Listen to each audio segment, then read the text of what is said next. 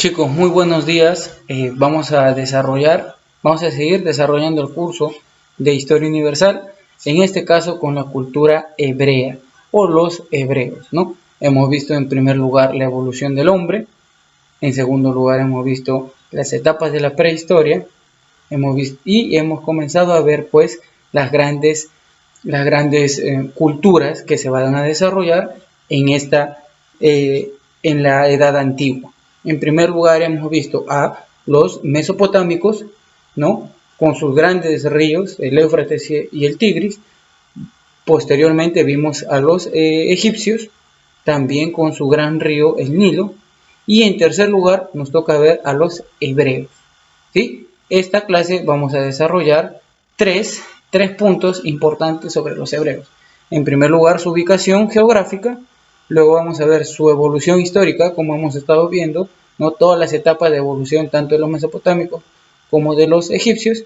Y por último vamos a ver los aportes que ha dado esta cultura a la humanidad, ¿sí? Entonces, en primer lugar, vamos a ver la ubicación histórica. Vamos a ubicarnos en este pequeño mapita y vamos a tener como referencia que este es el mapa, o se puede ver acá, apreciar tres de los 5 continentes.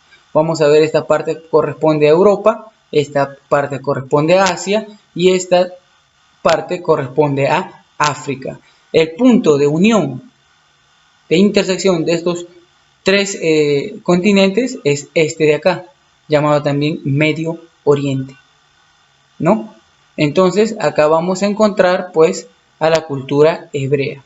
Para una mejor visualización vamos a entrar a este mundito y vamos a encontrar pues acá la división, perdón, el nombre del lugar, la división y los límites. Veamos acá el mapa. En primer lugar, eh, una ubicación más extensa. Vamos acá, toda esta parte dijimos que se llamaba Asia Menor, ¿no? Y para acá está África, para acá está Europa y para acá está Asia, ¿verdad? Entonces, este puntito rosado que ustedes ven acá es lo que actualmente es Israel o Palestina, ¿verdad? En esta época, ¿no? No tenía ese nombre. El nombre de este lugar era Canaán, o también llamada la tierra prometida. Se le llamaba la tierra prometida porque según el Corán, perdón, la Torá o el Pentateuco, ¿no? Eh, me confundí. El Corán es de los islamitas. En los judíos o hebreos, su libro sagrado es la Torá o el Pentateuco.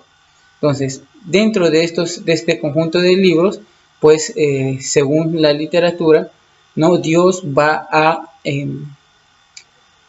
prometer a Abraham, que es el padre de la fe, que esa tierra muy rica en recursos naturales, donde fluía la leche y miel, dice la Biblia, iba a ser ¿para quién? Para su pueblo, para su descendencia. Por eso se le llama la tierra prometida. Más adelante vamos a hablar más sobre Abraham. Entonces, vamos a ver su división. Por decirlo así, políticamente, geográficamente, esta área se va a dividir en tres, ¿no? Galilea, que está al norte, ¿no? Y va a ser, su capital va a ser Nazaret. Luego en el centro vamos a tener a Samaria, que su capital va a ser Samaria. Y en el sur vamos a tener a Judá, que su capital va a ser Belén, ¿no?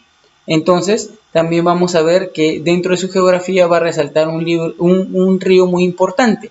Este río es el río Jordán, ¿no? También tenemos el lago de Galilea y también tenemos el mar Muerto, ¿sí? Entonces ahora que ya vimos la división geográfica, ahora vamos a ver los límites. ¿Con qué límite? Para recordar, para ver los límites tenemos que ver pues los puntos cardinales, que son norte, sur, este, oeste. No sé cómo está la cámara. Entonces, pero nos ubicamos mejor acá, ¿verdad? Entonces, para el norte tenemos, ¿qué cosa? Asiria, ¿no? Entonces, el pueblo hebreo por el norte, limitaba con dos pueblos importantes, con Siria y con los fenicios. De los fenicios ya hemos hablado la clase pasada, ¿no? El pueblo de las palmeras llamado.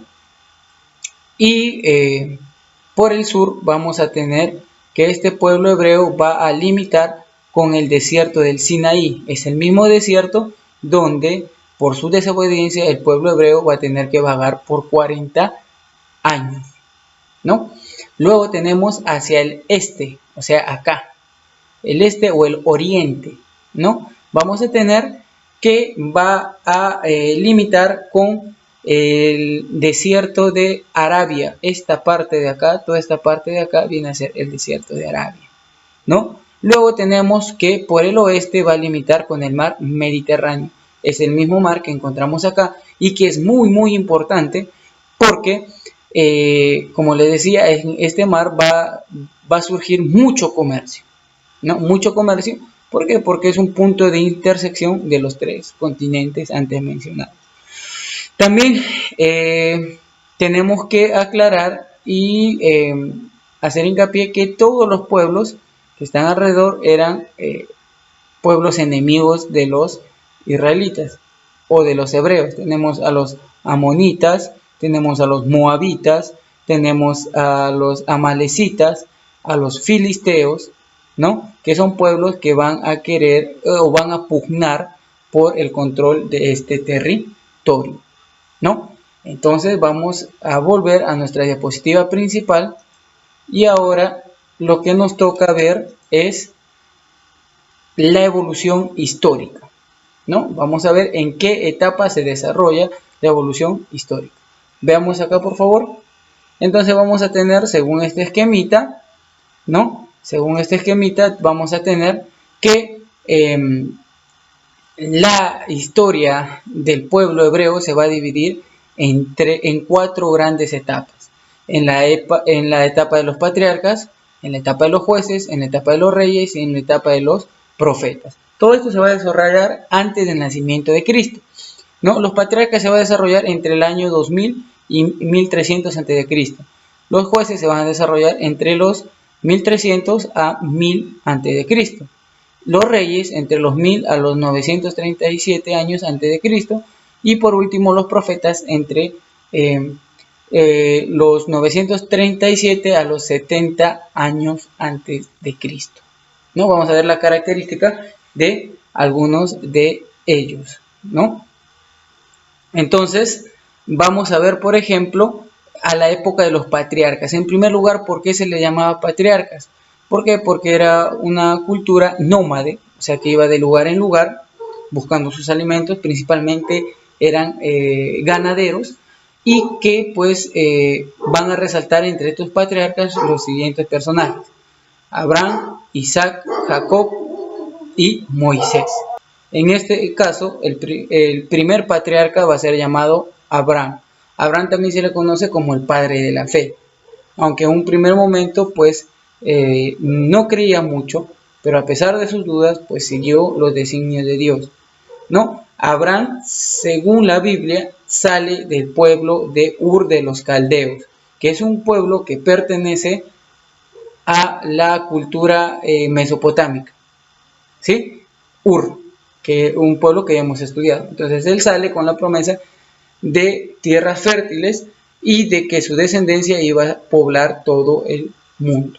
Entonces Abraham, ya llegada a la edad de 100 años, no podía tener hijos, igual que por su avanzada edad no podía tener hijos, y su esposa también estaba bastante mayor, con una edad de 90 años.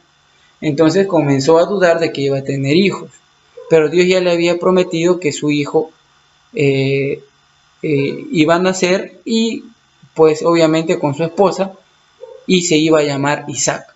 Pero Abraham dudó y pues con el consentimiento de su esposa engendró hijo en su esclava egipcia llamada Agar, y el hijo y fruto de esta relación va a salir pues su hijo Ismael, que va a tener bastante importancia más adelante, y van a ver por qué. Y luego también tiene ya con su esposa, ¿no? Con Sara va a tener pues a Isaac, ¿verdad?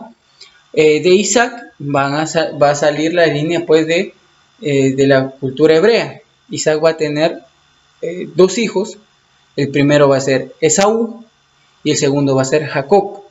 Según la cultura hebrea, el que iba a heredar todo es Esaú, pero Jacob va a comprar la primogenitura de su hermano Esaú por un plato de frijoles, ¿sí? Y pues va a engañar a su padre para que su padre le pueda dar ese derecho. Entonces, Jacob, también llamado dice Israel. ¿Por qué se le llamó Israel? Porque él tuvo una lucha pues con el ángel de Jehová y Jehová lo bendijo, le cambió de nombre y le puso por nombre Israel, ¿sí? De Israel, y este personaje Jacob, este patriarca, va a tener 12 hijos. De estos 12 hijos van a salir las 12 tribus de Israel, ¿no? Por eso se les llama las 12 tribus de Israel. Y dentro de sus hijos tenemos pues a uno de los más resaltantes. Uno es Judá, el otro es José y el otro es Benjamín, ¿verdad? Y la historia de José ya sabemos que fue vendido a los egipcios. Y de ahí pues después de un tiempo los israelitas llegaron a ser esclavos de los egipcios, ¿no? Pero después de muchos años van a ser pues Moisés, que iba a ser sacrificado por el faraón, pero fue salvado, ¿no? Y es por eso también que le ponen el nombre de salvado de las aguas, por la princesa egipcia, que le va a dar pues un trato de príncipe a Moisés. Pero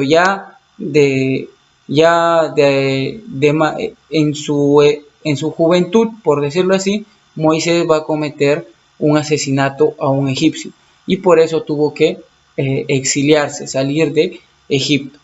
Pero en el desierto Dios le habla, ¿no? Estuvo en el desierto y consiguió esposa y familia por 40 años. Dios le dice que él tenía un propósito y el propósito de Moisés iba a ser liberar a su pueblo, ¿no? Entonces Moisés va a volver a Egipto con la consigna de liberar a su pueblo y lo va a lograr. Ahí se da pues la historia de las 12 plagas de Egipto y todo eso, ¿verdad? Entonces, eso es referente a Moisés. Moisés libera al pueblo hebreo y a eso se le llama el éxodo, ¿no? La salida de los hebreos hacia la tierra prometida, pero por su desobediencia, ¿no? Por su desobediencia van a tener que vagar por 40 años, ¿no? Y después que toda esa generación muera, incluido Moisés, recién se va a dar la segunda etapa, que va a ser la etapa de los jueces, ¿no? Se le llama la etapa de los jueces porque ya este pueblo ya no va a ser gobernado por los patriarcas, sino por los jueces, que van a ser caudillos militares, líderes militares, ¿sí? Dentro de los más importantes, bueno, me faltaba hablar sobre Josué, que es pues un personaje intermedio entre los patriarcas y los jueces, ¿verdad? Entonces vamos a ver pues que después de Josué, ¿no? Las 12 tribus de Israel van a tomar posesión pues de la tierra prometida de Canaán y pues van a luchar contra los otros pueblos que ya estaban establecidos ahí, como los filisteos, ¿no? Como los amonitas. Entonces, estos jueces o líderes militares van a tomar la batuta del pueblo de Israel y va a comenzar pues las guerras. Uno de esos jueces va a ser Gedeón, ¿no? Que va a vencer a los madianitas. Jefté va a vencer a los amonitas. Sansón, la muy conocida historia de Sansón, este juez va a derrotar a los filisteos. Y el último juez va a ser pues Samuel. Si no me recuerdo son 14 jueces, ¿no?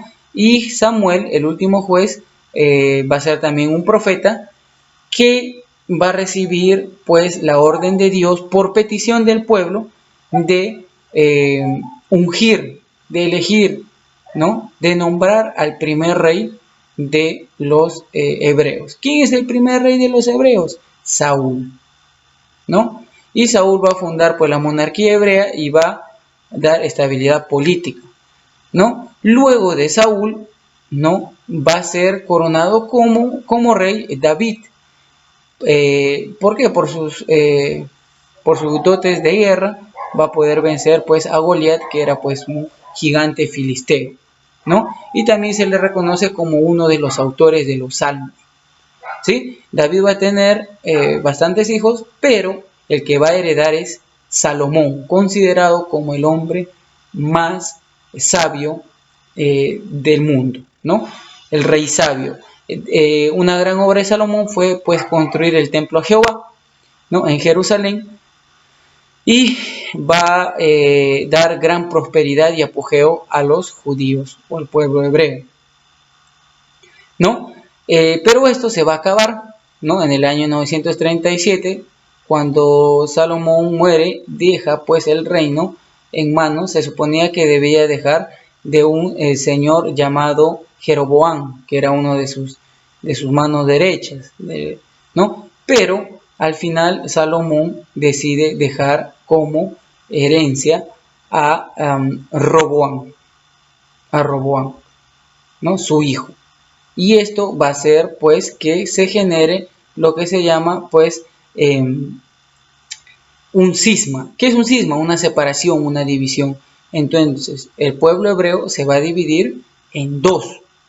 ¿En qué se va a dividir? En el pueblo de Israel o el pueblo del norte, constituido por 10 tribus, y el pueblo del sur, que va a estar constituida por el pueblo del sur o Judea, constituida por dos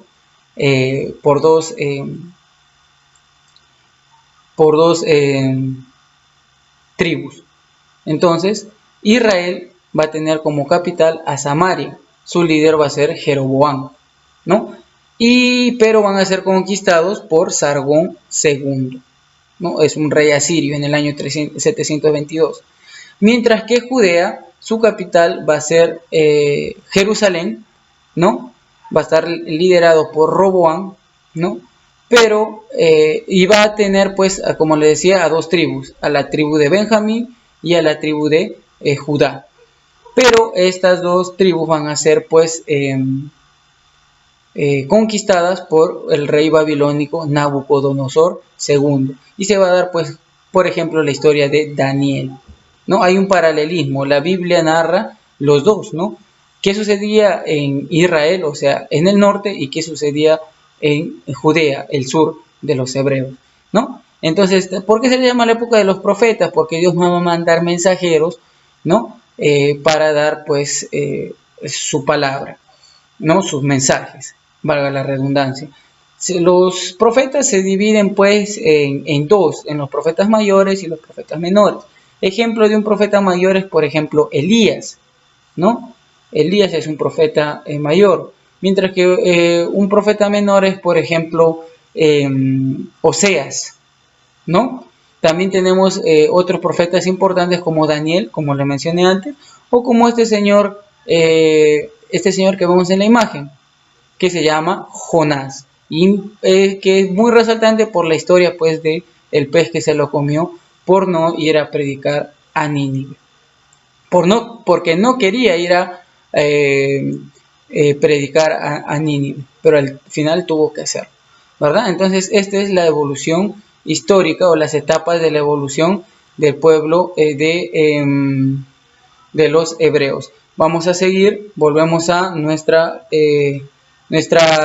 diapositiva principal y vamos a ver los aportes. Veamos los aportes de los judíos a nuestra cultura. En primer lugar, vamos a tener al monoteísmo. El monoteísmo es la característica de la religión que cree en un solo Dios.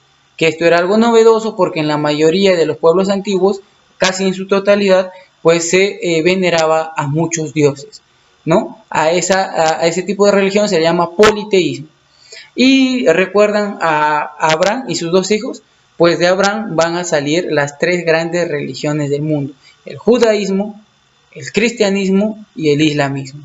como Abraham tuvo dos hijos, Isaac e Ismael, de Isaac van a nacer dos grandes religiones, que es el judaísmo, que tiene como libro sagrado a la Torá o el Pentateuco. Pentateuco porque son los 5 primeros libros de la Biblia: Génesis, Éxodo, Levíticos, Números y Deuteronomios. Y también pues va a nacer el cristianismo, ¿no? Que en la actualidad pues la gran mayoría de nuestro país es de religión cristiana, ¿no? Que sigue pues las enseñanzas de Cristo, ¿no? Y el monoteísmo. Y también tenemos, por ejemplo, el decálogo. ¿Qué es el decálogo? El decálogo pues son las 10 principales leyes que mandó Dios para que su pueblo los cumpla, ¿no? Ya